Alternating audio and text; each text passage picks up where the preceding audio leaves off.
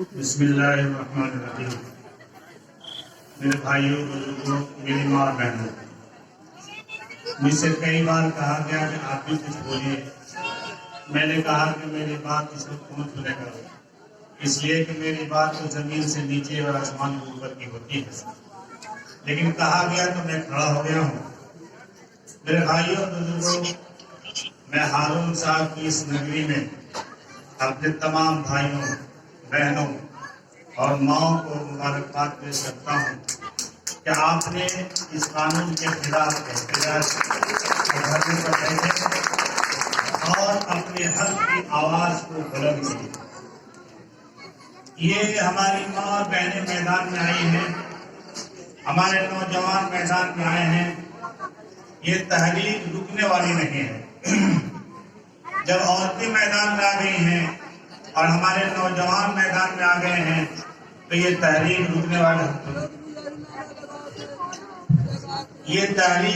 والی نہیں ہے، اور جب تک اس قانون کو واپس نہیں لیا جائے گا اس وقت تک یہ تحریک جاری رہے گی، اور نہ ہمارے نوجوان پیچھے ہٹیں گے اور نہ ہماری ماں اور بہنیں پیچھے ہٹیں گے۔ اگر نوجوانوں کی طاقت کو دیکھنا ہو اور ان کی طاقت کا اندازہ لگانا ہو تو آپ محمد ابن قاسم الثقفی کی تاریخ پڑھیے۔ اگر نوجوانوں کی تاریخ اور ان کی طاقت کو سمجھنا ہو تو طارق ابن زیاد کی تاریخ کو پڑھیے۔ اگر ان کی طاقت کو سمجھنا ہو تو سلطان صلاح الدین ایوبی کی تاریخ پڑھیے۔ اگر آپ کو ان کی طاقت سمجھنی ہو تو جامعہ اسلامیہ ملیہ دلی کے ہمارے طلبہ اور طالبات، علی گڑھ کے طلبہ اور طالبات، جے این یو کے طلبہ اور طالبات کی طاقت کو، ان کی تحریک کو سمجھیے کہ آج انہوں نے پورے ہندوستان میں ایک ایسی زبردست تحریک چلائی ہے کہ آج پورا ہندوستان چند لوگوں کو چھوڑ کر آج میدان میں آ کھڑا ہوا ہے۔ آج وہ برابر کھڑا آ گیا ہے۔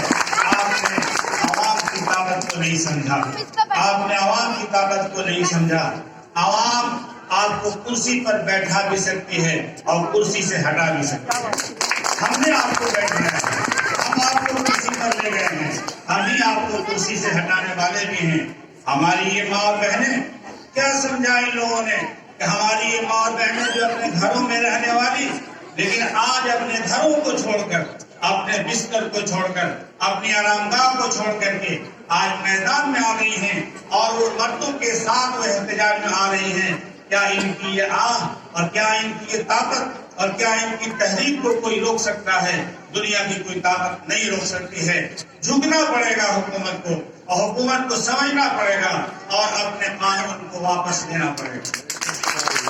میرے بھائی اور بزرگوں، میں اس اجلاس کے ذریعے سے اپنی آواز پورے ہندوستان کے باشیوں، پورے ہندوستان کے رہنے والوں کو اور اپنا پیغام میں حکومت کو دینا چاہتا ہوں۔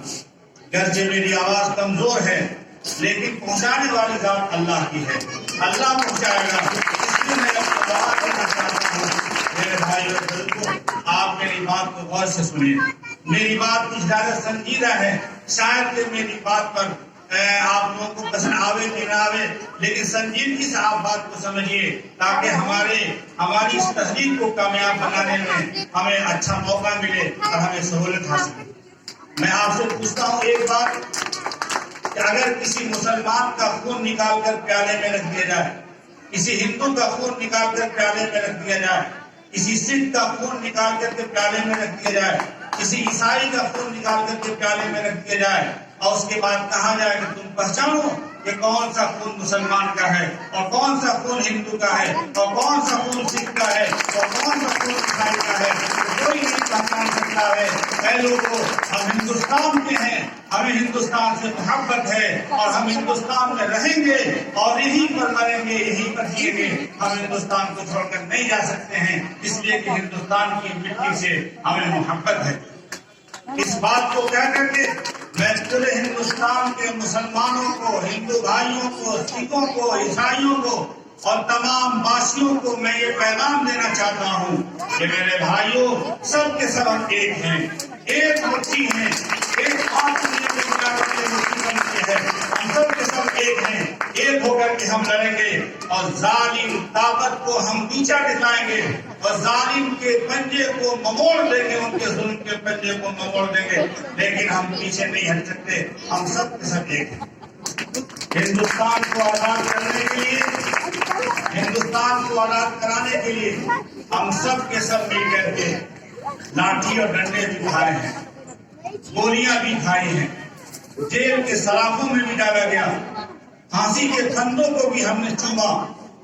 جب دیش کو آزاد کیا, ملک کو آزاد کیا اور اس کا دستور, اس کا قانون بنا, تو اس کے دستور اور قانون اس لیے بنا تاکہ تمام شہری ہر مسلک اور مذہب کے لوگ مل کر کے ایک ساتھ کیسے زندگی گزار سکتے ہیں, اس لیے اس کا دستور بنایا گیا ہے. آج اگر اس کے دستور کو بدلا جائے گا تو ہم آج اس کے لیے تیار ہیں کہ جس طرح آزادی کے لیے ہم ڈنڈے کھائے ہیں, ہم دستور کی حفاظت کے لیے بھی ڈنڈے کھانے کے بڑے ہم نافذ کر سکتے ہیں, ہم گولیاں کھا سکتے ہیں, ہم پھانسی کے پھندے کو چوم سکتے ہیں اور ہم جیلوں کے سلاخوں میں جا سکتے ہیں. لیکن اپنے ہندوستان کے دستور کو اور قانون کو ہم بدلنے نہیں دیں گے.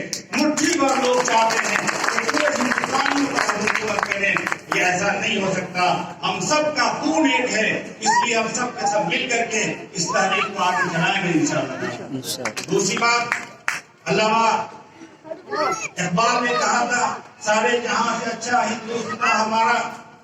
میں سوچتا تھا کہ سارے جہاں سے اچھا ہندوستان کیسے ہو سکتا ہے, جہاں مکہ مکرمہ ہے, جہاں مدینہ منورہ ہے, سب سے اچھا ہندوستان کیسے ہو سکتا ہے. لیکن جب مکہ مکرمہ پہنچا اور سارے ملک کے لوگوں کو جب دیکھا کہ کسی ملک کے لوگ صرف چھوٹے ہیں اور کسی ملک کے لوگ بڑے ہیں, کسی ملک کے لوگ گورے ہیں, کسی ملک کے لوگ کالے ہیں, کسی ملک کے لوگ عربی بولتے ہیں, کسی ملک کے لوگ فارسی بولتے ہیں اور کسی ملک کے لوگ انگریزی بولتے ہیں. کوئی کسی ملک کا آدمی مختلف زبان بولنے والا نہیں.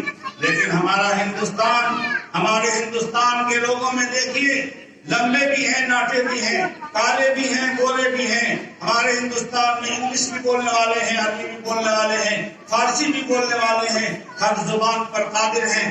ہندوستان ایک گلدستہ ہے, ہندوستان ایک باغیچہ ہے.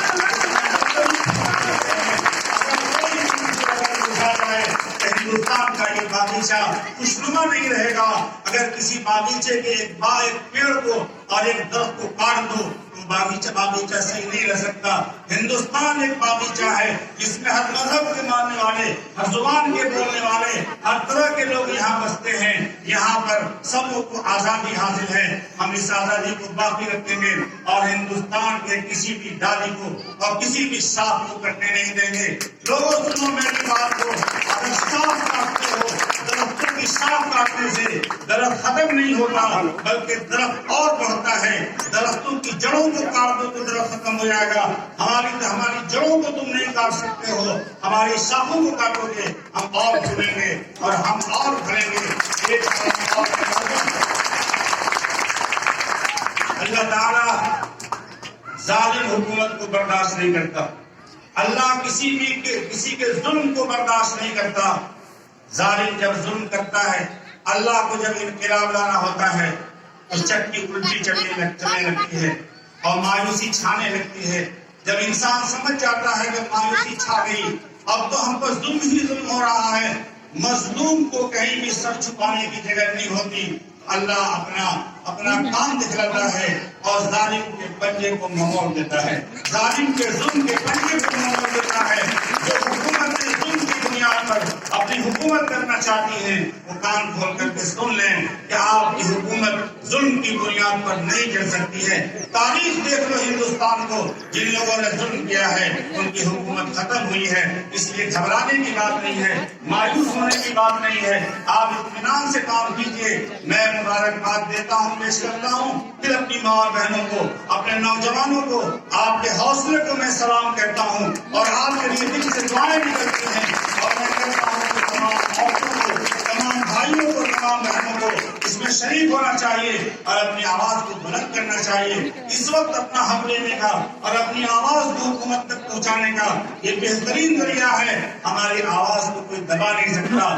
شاہین باغ کی عورتوں کو مبارکباد ہو ان کے حوصلے کو اور ان کے جذبے کو مبارکباد دیتا ہوں.